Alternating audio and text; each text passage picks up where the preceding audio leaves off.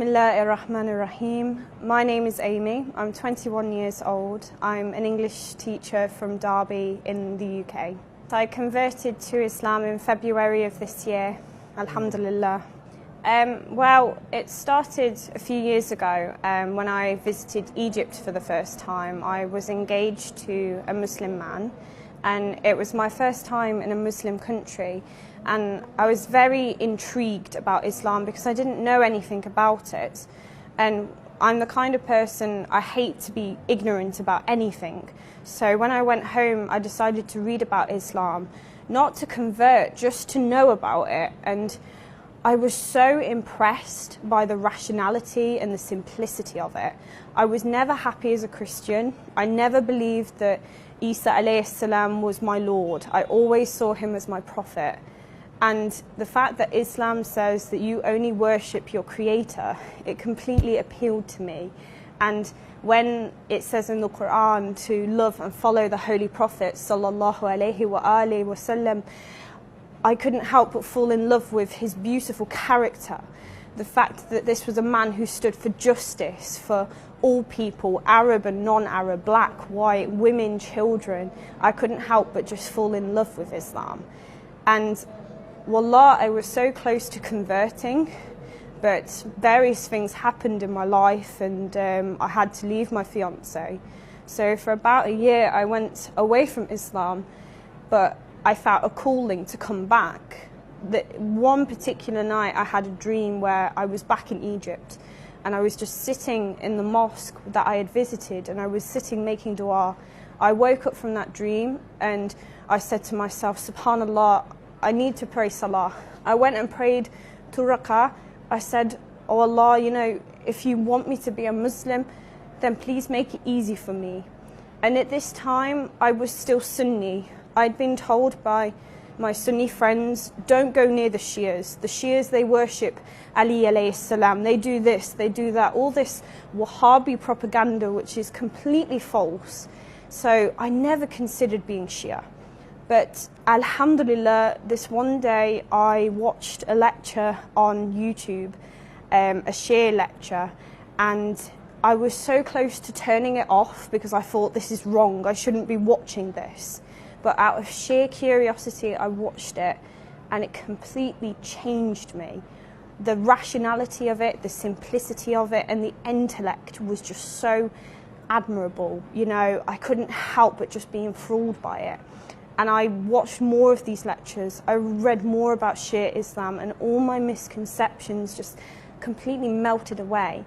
And learning about the Imams alayhim salam, you know, learning about Amir al-Mu'mineen Ali alayhi salam, the fact that Allah prepared him from a young age to succeed the Holy Prophet sallallahu alaihi wa alihi, and learning about their lives and what the caliphs did to be with Fatima salamullah alayha, and what later they did to Imam Hussein alayhi salam at Karbala, I said to myself, how can I be hypocritical and say I love Ahlul Bayt alayhi salam and love their killers? I just couldn't do that. I said no, I'm either with them or I'm with their enemies. And to me it was simple. I was always going to be with the Ahlul Bayt alayhi salam.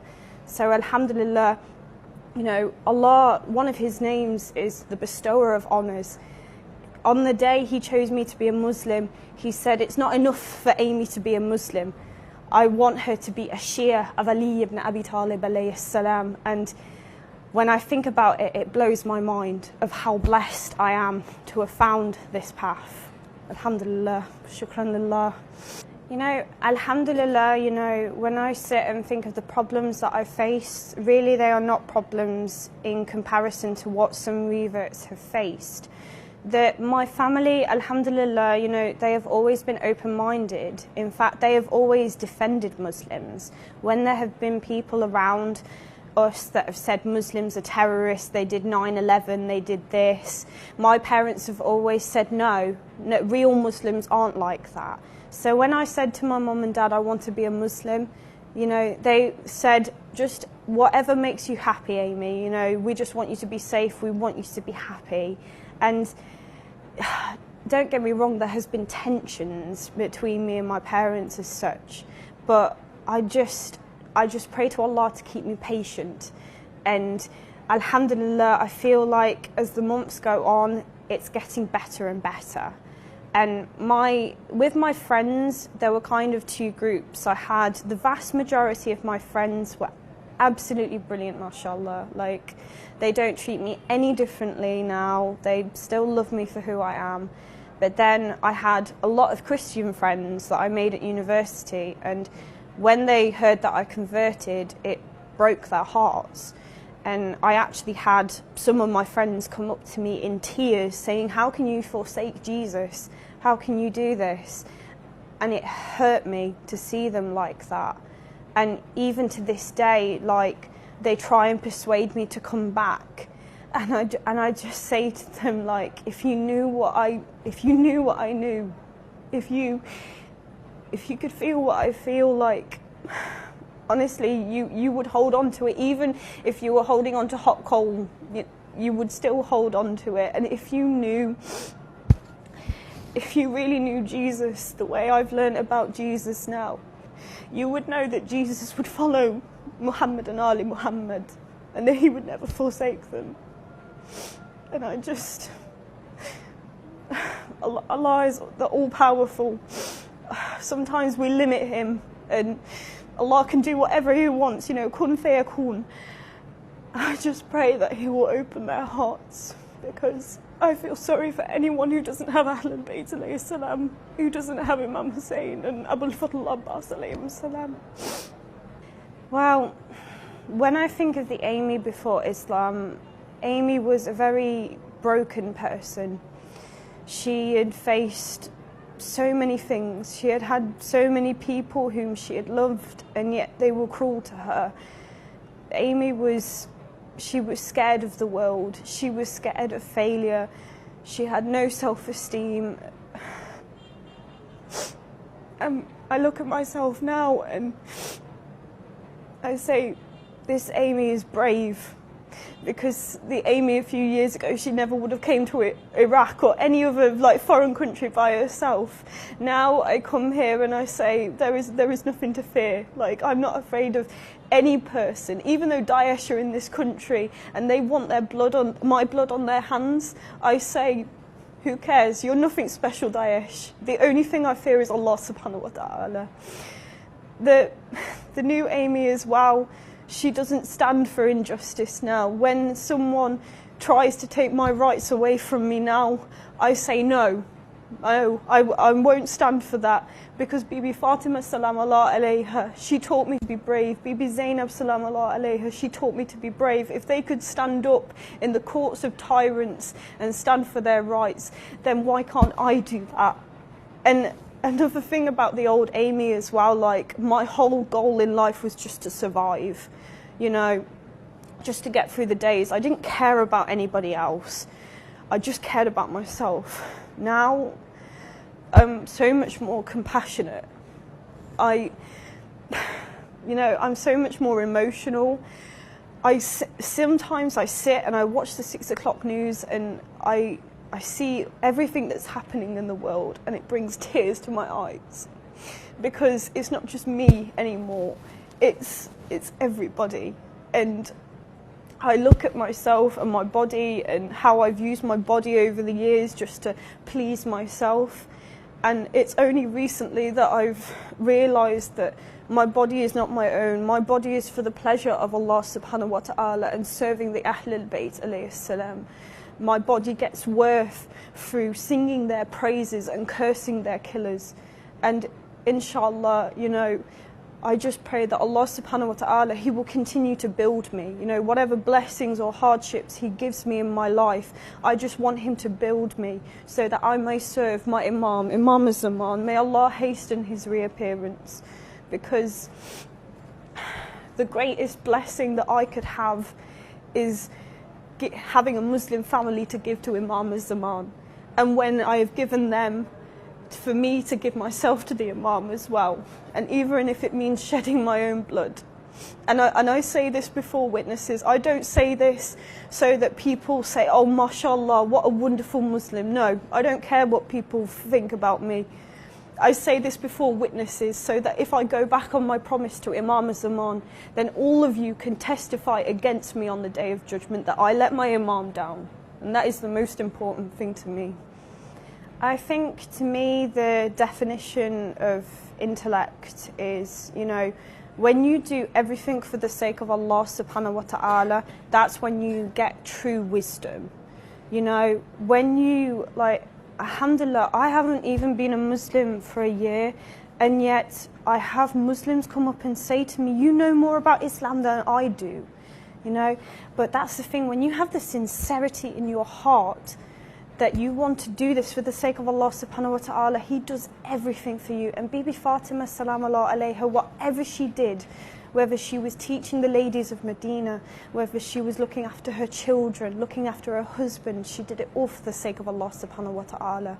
And that's where true wisdom and true intellect comes from.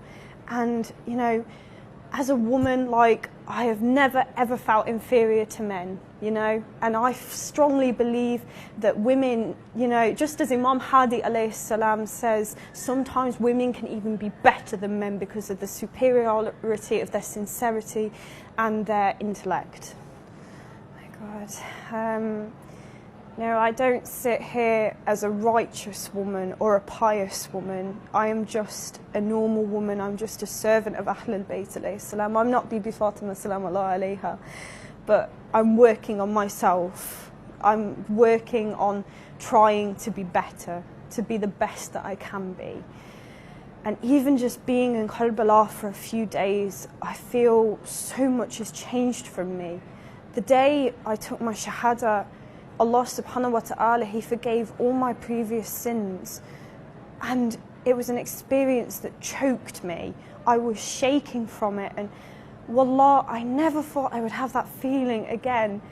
But here, I've had that feeling again. As if Allah has forgiven me. And that Hazrat Abbas alayhi salam and Imam Hussein alayhi salam, they are with me. And that they are supporting me through their prayers every step. And when I first arrived in Karbala, we arrived on the outskirts of the city, and wallah, every time we turned a corner, I looked for the shrine of Hazrat Abbas. I said, Hazrat Abbas, where are you? I was complaining to him, and I was giving up. I was getting so tired, and I just wanted to sleep at this point. And then we turned this one corner, and I saw Hazrat Abbas alayhi salam, and I was just mesmerized, utterly spellbound by what I saw. I said, Abbas, you are so beautiful. If your shrine is so beautiful, then how beautiful are you as a person? And I got there closer and closer, and I was reminded of an event in my life, something that I've not thought about for so long. But a few years ago, I lost my brother-in-law, and it was a gut-wrenching experience for me. And when I was looking at Abbas, that memory came back to me, and I thought to myself, it's as if on that day when I lost my brother-in-law, it's as if Lady al-Baneen salam Allah alayha, it's as if she raised her hands in dua and said, Oh Allah subhanahu wa ta'ala, make Amy a Muslim so that Abbas may be her brother and that Abbas may protect her. And wallah, ever since I've been in Karbala, every time I've stepped out of the hotel, even if I've been on my own, I do not feel alone, and I do not feel scared at all. I feel as if, like, Hazrat Abbas alayhi salam is on my left and Imam Hussein alayhi salam is on my right, and they're walking beside me, and that I have nothing to fear at all. Wallah, I feel beyond privileged. I don't belong to be, I don't deserve to be here. You know, and I think of so many people in the world who aren't Muslims, and how, like, the extent that they'll go to, like, imitate them, like they'll dress the same way as these celebrities, they'll have the same tattoos, like they'll do exactly the same things as them.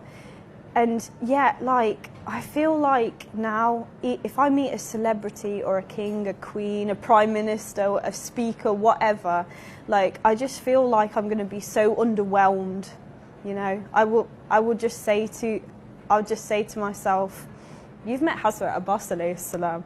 No one's like him. You know, you've met Imam Hussein and Imam Ali alayhi salam. Like, no one I could meet in my life would be more impressive, you know, apart from if I get the chance one day to meet Imam Zaman alayhi salam. Coming from England to Iraq, it's a complete culture shock. Walking around the streets are dirty, they're dingy, they're disorganised, like everything crazy is happening. And for a British girl like me, that, you know, it's completely alien. But the thing about it is, when you're in the vicinity of those shrines, it's like the air changes. There's almost like a softness to the air. Like, so many times I go to places and I feel suffocated by it. But here I feel like I can breathe. And it's so calming. Even when I've been like sardined between like hundreds of people, the air is so soft and kind of comforting in a way. I can't describe it. I've never experienced anything like that. I feel as if like I will never feel sadness again. And like, when I think of like all the pain that I've felt in my life, when I'm by those harams, that pain isn't there anymore. It's just gone. It's like they've just taken all that away from me, and all that emptiness that I felt inside, it's just disappeared, as if it was never there in the first place. I think my body's going to be on that plane, but I'm not going to be there. I'm just going to be here. And it hurts the thought of going away from my masters. You know, when I first arrived here and I was sitting and I was making my du'as to the imams, I said, I feel shy to ask anything from you. And I made pledges with them, and I said, you know, I'm going to be a better person. And I think as soon as I get back to the UK, the first thing I'm going to do is talk to my mum and dad about everything I've done here, because they're not Muslims, and I'm properly going to explain to them about why I love Ahlul Bayt alayhi salam so much.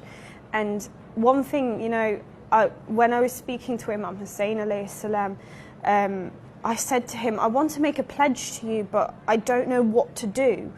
And it's as if I got the idea in my mind, and it said to me, you should be more patient with your parents because they don't understand. And that's one of the first things, inshallah, that I want to do. And not just with them, but with my friends and my sister as well, who, you know, have seen my complete transformation, and maybe they don't understand it fully. And further to that, what another pledge I made was, you know, I'm going to continue with this knowledge that I'm learning. And alhamdulillah, my mosque has, you know, they entrusted me to start giving majalises to the sisters that go there. And I haven't even been Muslim for a year, and yet they have trusted me to do that. And I just know I'm going to put even more effort into those majalises now. I want everyone who attends my majalises to come out with the same passion that I have for Ahlul Bayt alayhi salam. And as well, I just, wherever I go, whatever I'm doing, even when I'm doing the most mundane things, whether I'm just going to the gym, I'm just going out with friends, I just want to be a walking example of Quran and Ahlul Bayt alayhi salam, and tell as many people as I can about them, because, you know, we shouldn't take this for granted for what we have. I feel like every person in the world deserves to have this feeling that I have right now, and I want to share it with everyone, inshallah. Yes, definitely. I've had so many people talk to me about Karbala and what it is like, but Karbala is beyond words, and it is beyond pictures. When you're here and you see the beauty that is surrounding you, you can't put it into words, you can't describe it to people. And this is frustrating for me because I'm an English teacher and I'm a writer. So when I try and kind of tell everyone like my experiences, but I just can't find the right words to do it. And I just say to anyone, you know, anyone who has just a % of curiosity about Karbala, I just say, come here, you know, because my words will never do justice to you to tell you how beautiful and how extraordinary this place is, you know. My final message is to come here, to come to Iraq, and not to be afraid. We hear so many stories about Daesh and our enemies killing us left, right and centre. But I say to my brothers and sisters in faith to not be afraid, because we are the Shia of Amir al-Mu'mineen alayhi salam. We shouldn't be afraid of anyone. On the day of Saqifa, we had enemies and tyrants. All through history, we have had people who have hated us and tried to kill us, and yet we are more alive than ever. We should not be afraid of Daesh, because they're nothing special, nothing at all. They're just modern day Yazids, modern day Muawiyahs. Imam Hussein alayhi salam tells us that it is better to die on our feet than to live on our knees. Why should we be afraid of anyone?